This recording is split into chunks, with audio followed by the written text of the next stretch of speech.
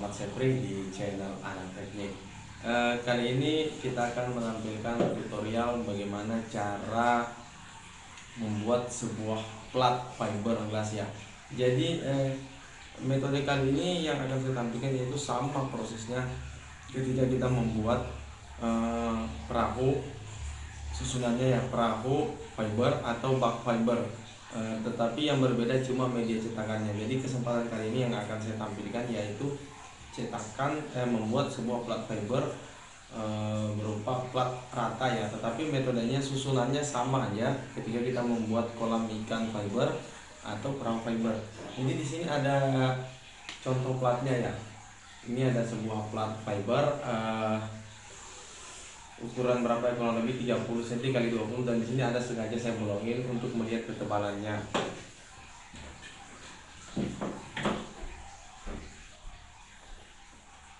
Jadi ini dia platnya.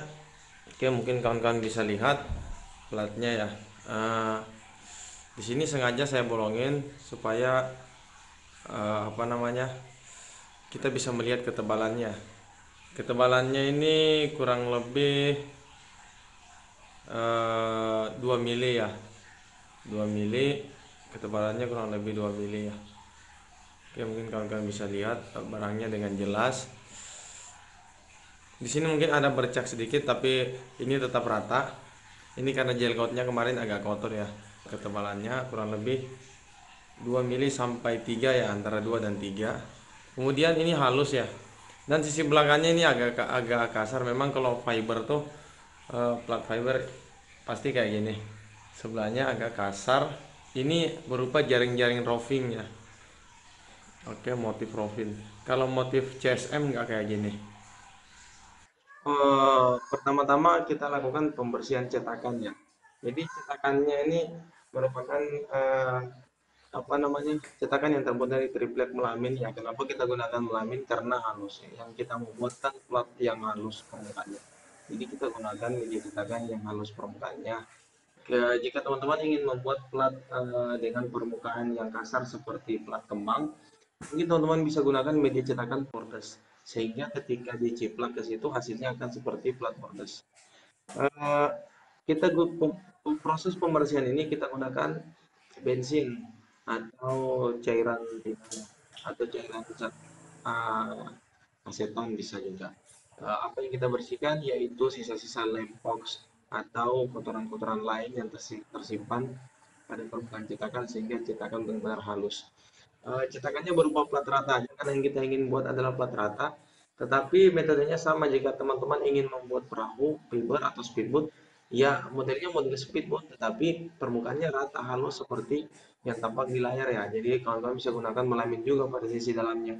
Kemudian untuk menyambung sambungan antara melamin gunakan lem ALF, dempul ALF ya. Saya kira mungkin seperti itu penjelasan mengenai cetakan ini. Kita percepat sedikit. Yang ini masih tahap pembersihannya. Mungkin kita beralih ke tahap berikutnya, kawan-kawan. Jadi di tahap berikutnya itu ada proses pengolesan mirror glass ya ke permukaan cetakan. Jadi fungsi dari mirror glass ini adalah agar produk plat fiber glass tersebut nantinya tidak melekat ke permukaan cetakan. Jadi ibaratnya semacam media pembatas ya antara cetakan dan produk. Ibaratnya kalau kita mau buat kue, tentu cetakan kue kering ya, tentu permukaan cetakan kue kering tersebut kita olesi dengan mentega ya. Jadi kalau di pembuatan kue ini menteganya ya. Kalau di fiberglass kita gunakan mirror glass. Jadi kawan-kawan proses pengolesan mirror glass itu kita gunakan tahap melingkar ya, itu kita batasi dulu supaya ketahuan. Ini tahap melingkar, ikuti kursor saya melingkar kayak gini, melingkar. Proses pengolesan kita lakukan 3 kali ya. Di olesan pertama adalah untuk mengoles permukaan cetakan dengan mirror gas. Kemudian di olesan kedua untuk memastikan bahwa ada yang terlewatkan di olesan pertama. Kemudian olesan ketiga adalah untuk memperrata permukaan yang olesan pertama dan kedua. Selanjutnya di olesan keempat kita oles nanti dengan kain majun tanpa menggunakan mirror gas. Fungsinya untuk memperrata sisa-sisa mirror gas yang masih belepotan ya. Tapi mungkin belum di kesempatan ini. Oke, kita masih lanjut menggunakan pada proses pengolesan mirror gas. Mohon maaf kawan-kawan ya bila video agak gelap karena proses pengolesan mirror gas ini saya lakukan pada malam hari ya.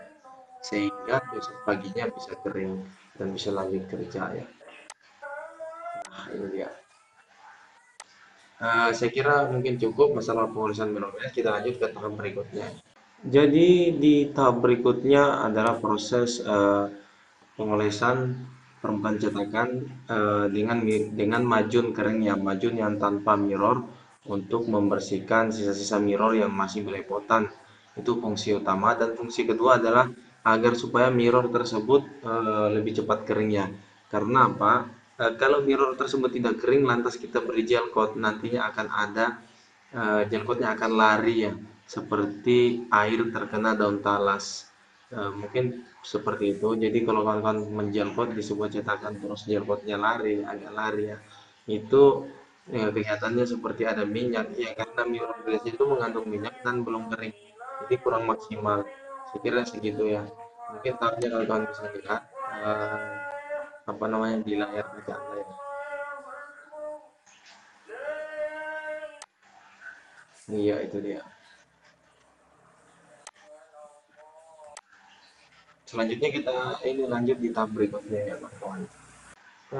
Jadi selanjutnya kita beralih di proses penjelkotannya. Jadi ini ada jelkot yang saya tuang di sebuah gayung ya berukuran 1 liter, 1 kilogram ya, seperti alat ukur timbangan. Kemudian katalisnya dua tutup dua tutup wadah liquid fatting. Wadah liquid fatting itu saya sudah ukur satu tutup sebanyak 10 ml. Kemudian tutup berarti 20 ml. Itu standar yang saya gunakan ya. Jika kawan-kawan menjelkotnya malam, saya sarankan gunakan 4 tutup. Karena jika dua itu agak lambat kering kalau malamnya karena cuacanya agak berembun ya. Kalau siang kan panas tuh, dua tutup saya rasa sudah cukup sehingga proses pengeringan bisa berlangsung selama 3 atau 4 jam. Nah, jika teman-teman menggunakan menjelkotnya malam, saya sarankan 4 tutup ya. Jadi kita percepat sedikit. Ini ada proses pengadukan, kita aduk sampai benar-benar katalisnya benar-benar merata pada campuran jelkot tersebut ya. Pastikan katalisnya benar-benar merata, tapi jangan terlalu lama juga diaduk. Nanti eh, jelkotnya kering di gayungnya ya. Jangan sampai kawan-kawan mengaduk setengah jam karena pengen benar-benar rata, enggak juga keles. Aduk aja secukupnya, mungkin ya 1 sampai 3 menit lah diaduk sehingga benar-benar rata. Kemudian boleh sih menggunakan kuas ya pada cetakan tersebut. Oke, proses pengadukannya kita lanjut ya ke proses berikutnya. Di konten sebelumnya saya sudah tampilkan tutorial bagaimana cara membuat gel coat ya, atau adonan gel coat yang berwarna seperti ini. Jadi adonan gel coat yang di konten sebelumnya saya rekomendasikan di pojok kanan atas dan juga di deskripsi video ini. Adonan gel coat tersebut yang kita buat pada tutorial sebelumnya itu yang kita pakai untuk membuat plat fiber ini ya. Oke, sobat teknik, kita lanjut ke tahap berikutnya ya, yaitu proses pengolesan adonan gel coat ke permukaan cetakan.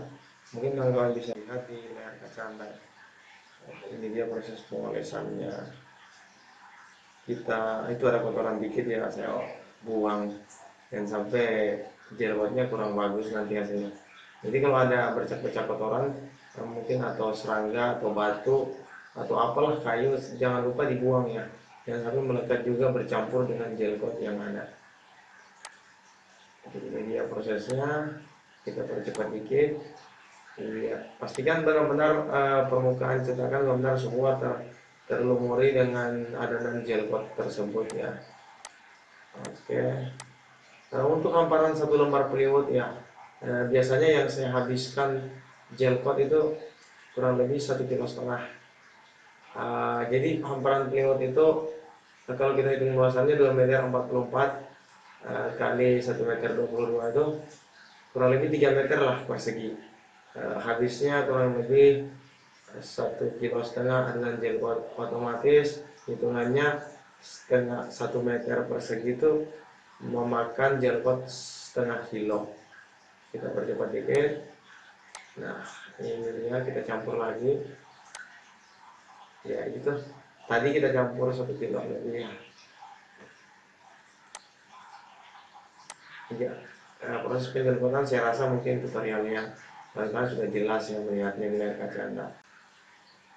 Oke, jadi di layar kaca Anda kawan-kawan bisa lihat ya hasil dari proses penjelkotan tadi yang kita olesi dengan permukaan cetakan, yang kita olesi dengan adonan gelcoat seperti di layar kaca Anda ya. Ini masih basah loh kawan-kawan, jadi belum kering. Mungkin kita akan tunggu sekitaran berapa jam sehingga adonan adonan gelcoat yang kita oles pada permukaan cetakan tadi yang kawan-kawan lihat di layar Anda akan kering ya. Kita tunggu dulu beberapa jam kemudian ya. Jadi ini dia ya adonan gelcoat yang sudah kering ya. Mungkin kawan-kawan bisa lihat permukaannya benar-benar mengkilat ya, tetapi agak kasar karena ini hasil dari penguasan yang halusnya nanti ketika kita lepas dari cetakan. Jadi perlu saya sampaikan bahwa plug fiber ini speknya adalah G plus M300 plus W400. Ini agak lemah ya. G plus M300 plus W400. Nanti saya akan jelaskan apa itu G plus M300 plus W800. Oke sahabat teknik, di tahap selanjutnya ada proses laminasi.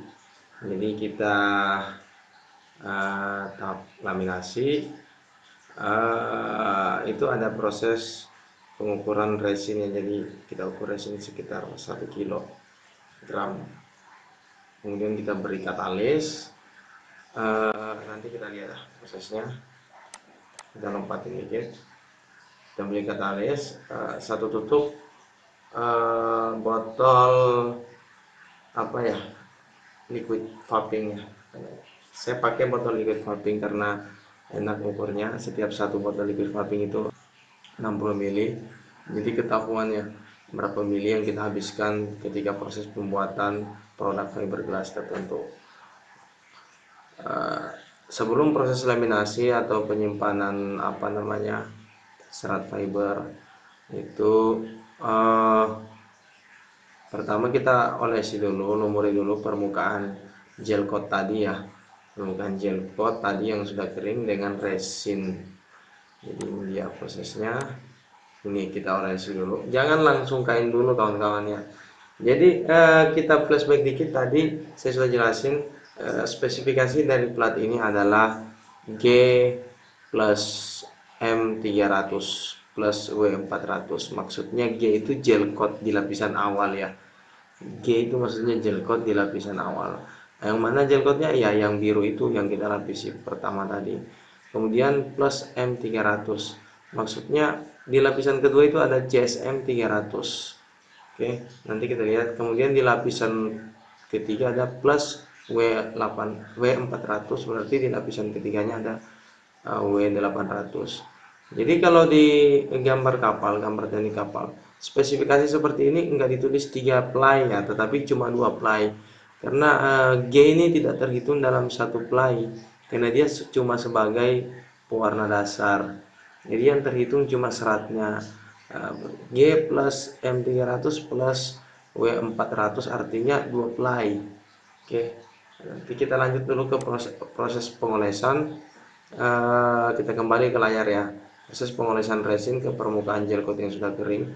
Tujuannya agar ketika proses laminasi nanti dengan lapisan awal CSM 300 itu tidak ada udara